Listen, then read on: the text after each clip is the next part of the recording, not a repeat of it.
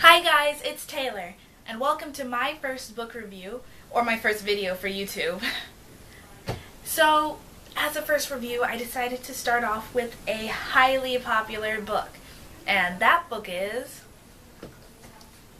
Will Grayson, Will Grayson by John Green and David Levithan. So, this book is kind of complicated, but I'm going to explain it as best as I can.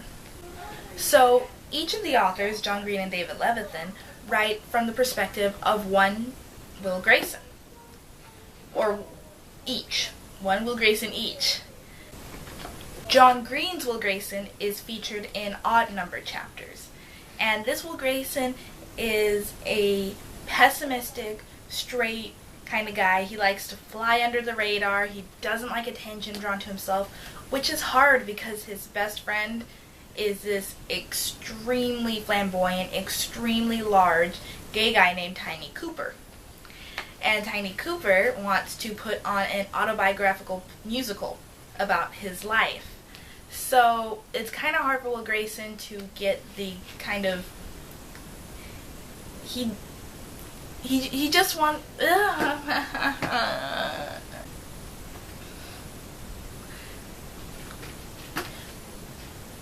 So because of Tiny Cooper's larger-than-life attitude, it's hard for him to stay under the radar like he wants. Now, John Green writes from the perspective of another Will Grayson. This Will Grayson is depressed, he's kind of lost in life, he's gay, and he's in love with someone he met online, which is not exactly the best choice, or the safest choice. So, when these two Will Graysons finally meet in a shop of ill repute, porn shop, their lives suddenly collide. And it's just about how that one interaction kind of changes their life. So, who is my favorite character in a book filled with quirky characters?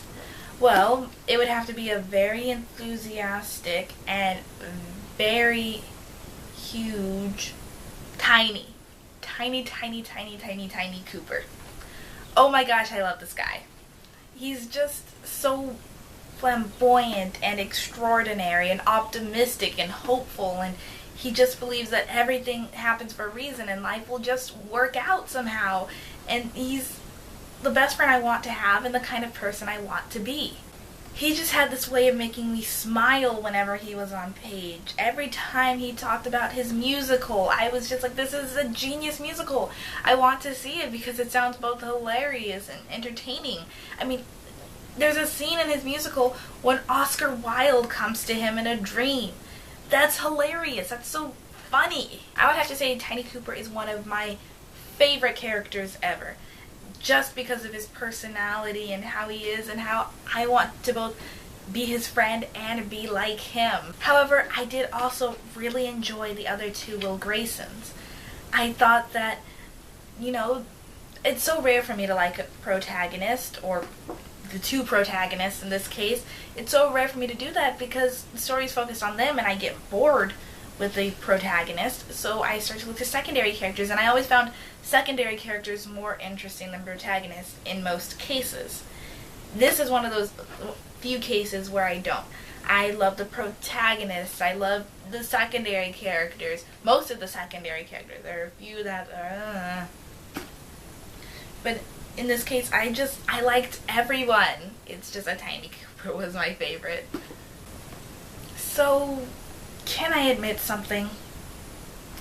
About a year or two ago, I read The Fault in Our Stars because a friend recommended it to me. I even borrowed her book. I still have it. Sorry, Shannon. So, she lent me the book, and I read it, and I was so disappointed, and I thought it was overrated, and I know Let the Witch Hunt Begin because everyone loves this book, but I don't know. Everyone talks about how it's one of the greatest romances ever written, and I mean, I'm still prejudiced towards Pride and Prejudice. I think that's the greatest romance or love story ever written. It's just, I thought it was predictable and boring. I knew what was going to happen in the end. It was so predictable. I knew it, and everyone was just so needlessly quirky. It was kind of annoying, and The storyline, yes, it's sad. The situation the characters are in is very, very tragic, but I felt like written in a different way or with a different author, or maybe threw a different curveball at us, so I didn't see how it was going to end, and I knew how it was going to end. It would have been a much stronger book. But because of my experience with The Fault in Our Stars, I wasn't very enthusiastic to read Will Grayson. And I heard that John Green had a similar writing style from his other books. I know he wrote Boy Meets Boy, and I had friends who read his books and loved them, and I thought, well, he's just going to be another John Green. How can I stand a book with two different John Greens? But I read the first couple lines online in my creative writing class, and I thought they were hilarious. I thought it was funny, and just the opening was very new. So I asked for the book for my birthday, and my parents got it for me, and I finally had a chance to read it over spring break. And the first 50 pages were slow. And I know it has to be slow. You set up the characters and the storyline, and I know it has to be like that. But good God, was it slow. However, something happened after 50 pages. It's just like all of a sudden the book just started picking up pace, and I couldn't put it down. And everything was so interesting, and I wanted to know what happened next. And I just kept saying, oh, only one more chapter, only one more chapter. I'm not wasting my spring break. And it wasn't a waste of time. It was just so good and funny and lighthearted, and I just really liked it. I couldn't put it down. I read straight through it in 2 days. It was the first time in a long time that had happened. I don't think that happened since I read The 5 People You Meet in Heaven, and that was a much shorter book. It was,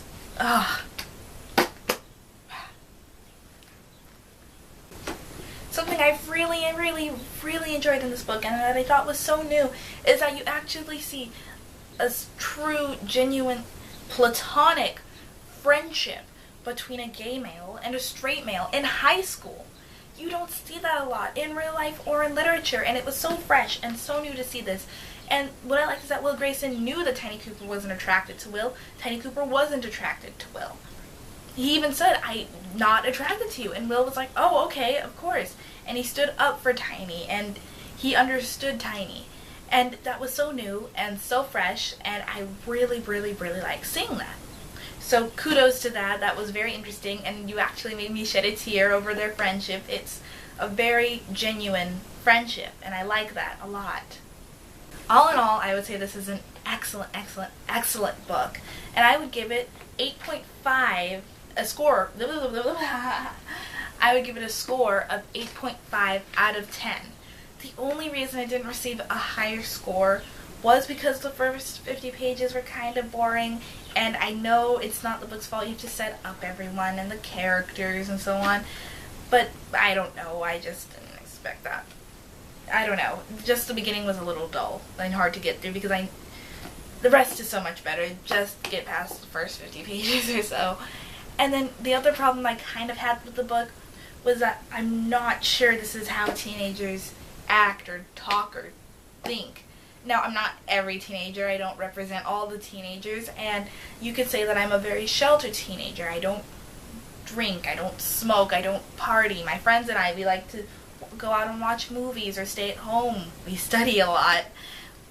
So, I'm not sure if this is how other teenagers act, but I did feel, you kind of get the feeling that it's an adult trying to write like a teenager.